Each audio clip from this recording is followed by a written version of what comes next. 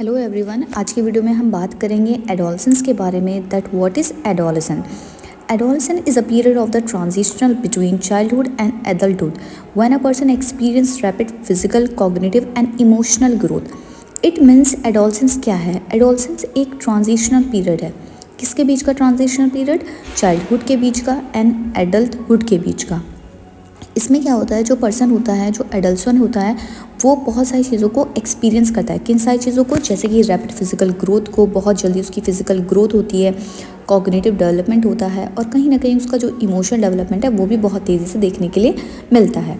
Next हम बात करते हैं कि जो फिज़िकल चेंजेस है वो कैसे होते हैं। आपने देखा होगा जब बच्चा 5 साल का होता है तो उसका जो ग्रोथ एंड डेवलपमेंट है वो बहुत तेज़ी से होता है। उसके बाद में 10-12 इवन जब वो टीनेजर में होता है तो उसकी जो हाइट है वो बहुत तेज़ी से बढ़ती है। लेकिन आफ्टर 18 जो उसकी फिज़िकल ग्रोथ है वो कहीं ना कहीं रुक जाती है। तो ग्रोथ स्पर्ट यहाँ पे क्या होता है, जो ग्रोथ है वो रुक जाती है। दैन उसके बाद में और कौन से फिज़िकल चेंजेस होते हैं, जैसे कि उसका जो ब्रेन है वो डेवलप हो जाता है। किन चीज़ों के लिए? न्यू न्यू स्किल को सीखने के लिए, यानी कि उसका जो माइंड है वो एक्टिव हो जाता है न्यू चीज़ों को लर्न करने के लिए।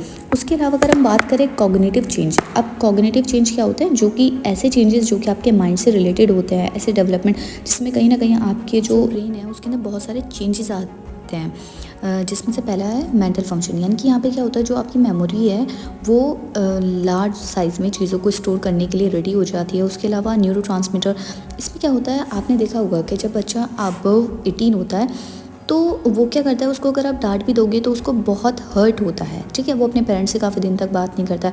ये जस्ट बिकॉज ऑफ ये किस लिए होता है, क्योंकि हमारी बॉडी के अंदर डोपामाइन और सेरोटोनिन नाम के 2 हार्मोन्स होते हैं जो कि क्या होता है, लिम्बिक सिस्टम से रिलीज़ होते हैं।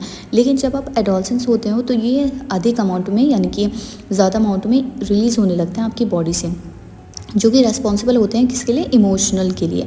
यानी कि एडोलसेंस में क्या होता है कि डोपामाइन और सेरोटोनिन जो है वो ज़्यादा रिलीज़ होते हैं, जिसकी वजह से जो एडोलसेंस है वो मोर इमोशनल होते हैं। नेक्स्ट हम बात करेंगे सोशल एंड इमोशनल चेंजेस के बारे में।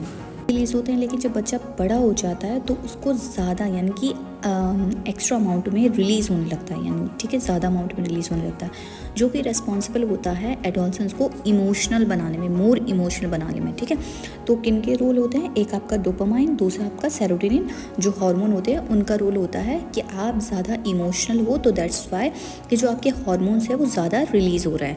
नेक्स्ट हम बात करेंगे सोशल एंड इमोशनल चेंजेस क्या क्या आते हैं।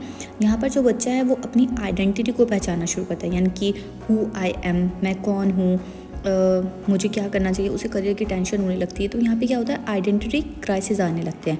देन रिलेशनशिप, इस स्टेज में आकर के बच्चा जो है वो बॉन्ड बनाना क्रिएट करता है, पीयर ग्रुप में रहना शुरू करता है, अपने लव वंस के साथ में टाइम स्पेंड करना पसंद करता है। तो उसको रिलेशनशिप बॉन्ड बनाने बहुत पसंद होते हैं। उसके अलावा रिस्क टेकिंग, यहाँ पर बच्चा रिस्क लेने से नहीं डरता है। ठीक है, तो ये सारे चेंजेस आपको एडोलसेंस